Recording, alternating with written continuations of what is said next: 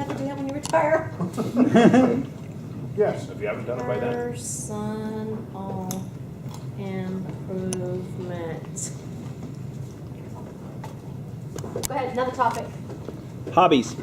Hobbies? Oh gosh. Because we know Janice has a lot of those.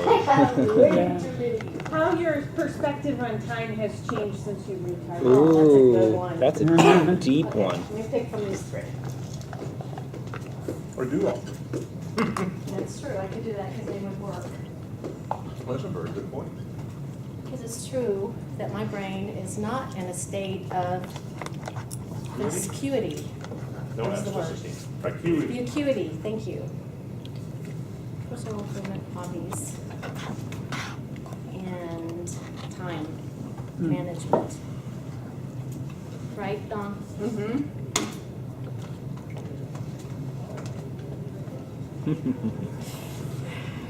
I want to talk about time management.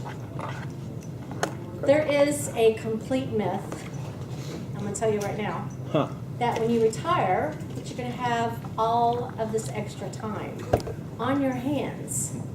Right, Dawn? Yes. Now, she has a great excuse because she has 3 sons. I don't have any children.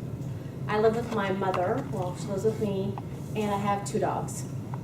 I retired in June and immediately thought, you know, first thing I'm going to do is I'm going to take a vacation. So I packed up my car, we went on a road trip. My mother had never been to Key West. Oh. So we drove down there with the dogs. They had a blast. We rented a golf cart. If you've been to Key West, you've got to rent a golf cart. Or the scooters, if you can ride those, you ride those around. So you rent a golf cart, put the dog in the middle, the dog's in the middle, and then my mom's in there. We just ride all over the place. And that was my first introduction into retirement, and I was excited because I'm starting off with a vacation. Then I immediately had a planned one already because in August I went on a cruise to Alaska. Oh, wow. So I had several vacations queued up, and I thought I have to have an RV. Of course. I retired. So that is something you have to do, right? Especially in my neighborhood, everybody has RVs. So then I went on the mission, and everybody knows me, especially probably from working here, analyze everything to death. And I find out that's kind of part of my personality is I have to find out everything because cars are interesting because we are so familiar with cars. We drive cars every day, we buy cars every day. So then a lot of my time was spent on researching what kind of RV do I want.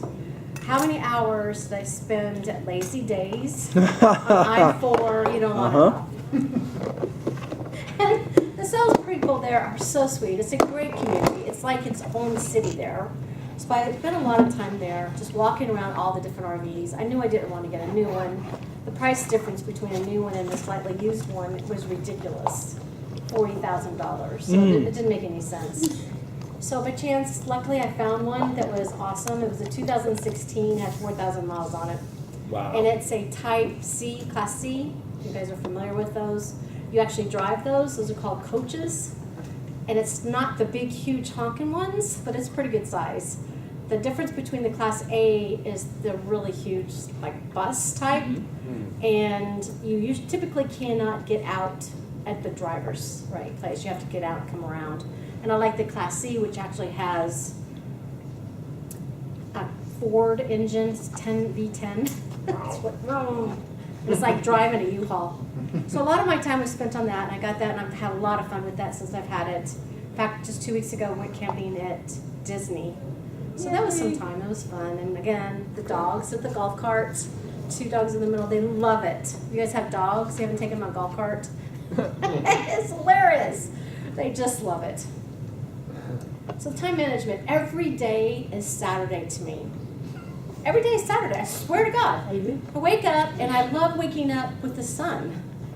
I have another part-time job. I'm a director for the Swim Across America. I took that job over. It's a volunteer job to raise money for Moffitt, and it's a very neat thing to do. So I'm the new director for this year, and it's going to be in May, and we start planning now. However, so that's been taking up some of my time, but where was I going with that? Time. Oh, Saturday. Every day is Saturday. So about a month ago, I actually went to a Moffitt breakfast, and it was so amazing. because the people that spoke were some of the researchers at Moffitt, and what they were talking about, all this research they're doing, and it's just pretty spectacular to see this. And some of these guys are ones that are on TV, but it's pretty amazing. But I had to get up at 5 o'clock. Oh.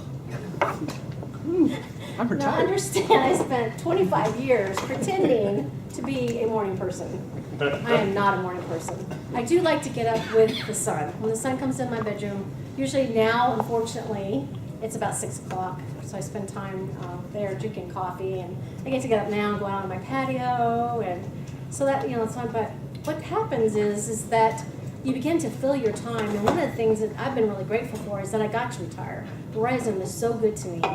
I was here 25 years in this particular building. I started as a clerk, inched my way up to being a director, which was a blast. Because I was in security, and that was pretty stressful for the last 12 years. However, I'm really grateful to Verizon, the money they gave me, the freedom. Now I can do things I really like to do. I love to do real estate. A lot of you guys have known I got my real estate license just so that I can continue to have that fun in there, in that particular space. And every day, seriously, it's Saturday, I wake up, and so what I'm trying to do is get things I do the same every day, or every week. Toastmasters on Thursday. I have some things I do on Friday. I have some things I do on Monday, so I can begin to, remember what day of the week is when I wake up. But one of the grateful things that I am happy that I got to leave Verizon is my mom. Her health was kind of bad and has been bad this year. She's 80 and going to be 81 in a couple weeks, so I'm pretty excited. Well, that's why we're going camping. And she's had lung cancer this year. She went through 5 sessions of radiation with a cyberknife. I'm not sure if you guys know that. So that was no stress as far as work, being able to take her that and help her through that process. She has COPD, which we thought was really bad, but come to find out her blood thinner is overkill. And so she ended up in the hospital a few weeks ago because she was bleeding out in her intestines. Right. So I've been really grateful that I've had time off because we got her through that. She's doing really great, by the way. And her COPD is a little lot better because she can, breathe a lot better. But so time management, you'll be really surprised when you get a chance to retire that you won't have as much time as you think. Now, I have not taken on any new hobbies except for camping. And as far as personal improvement, okay, I have decided I have to stop eating all the time. What? Because for the first month, everybody wanted to take me out. Right? I was going on vacations. People, I didn't get to take you out because I was out on strike. Oh, okay, let's go out to dinner. So that first probably month and a half, I probably gained like 15 pounds. So now, so my personal improvement now is, and I will continue Toastmasters. I am not leaving Toastmasters. Just real quick, I got to go. I think I explained to some of you guys that you guys were at the conference, and I think I talked about how the fact that Moffitt event that I went to where they were speaking, and the person that came up to introduce the person that was sponsoring the breakfast, it was horrific. I felt so bad for her. Yes, nervous, you can understand nervous, but there was no basic 101 skills as far as introducing somebody, which you learn in Toastmasters. I do not plan to ever make money at this, trust me. However, when I need to do impromptu, I want to be able to get up and do it. These guys have known me for years and years and years. They know I'm not shy. However, I want to be able to speak well when I get up. I want to know that I have to shake your hand when I introduce you to speak. And then get up, get your butt up, and shake your hand again. Right? These were basic things that these people at these events don't know how to do. Nervous, you can expect that. One other quick thing, if you have to get up and speak in front of people, you're not quite used to it, you're reading notes, don't leave them here. Don't leave your notes here. Everybody knows you're reading notes, especially if you're introducing somebody and you got to read all these things about how many schools they went to. Pick them up. Pick them up and go like this. You won't believe all these things this person went to school at, and read it. Much more comfortable looking. You're going to still be nervous. You might be going like this. However, it just makes more sense to hold it up. Just simple things I learned just from watching this. So the person from Moffitt introduced the person that was sponsoring it, and I thought that person spoke a lot better. They did. However, they introduced the keynote speaker and did not shake their hand when they came up to the podium. And when the speaker was done, no one came up to greet him. These are key things that some of the new people just really pay attention to, these little rituals that you do, and you guys are really crazy. This is why. When you have to get up and speak at a funeral, which I had to do not too long ago, It was great. I could get up, I could say what was in my heart.